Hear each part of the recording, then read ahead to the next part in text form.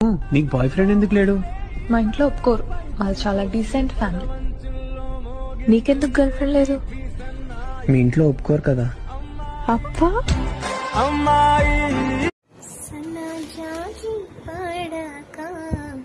మంచి కాడ పడక చల్లగాలి పడక మాట వినకుందే ఎందుకే సన్నజాజి పడక మంచి కాడ పడక చల్లగాలి పడక మాట వినకుందే ఎందుకే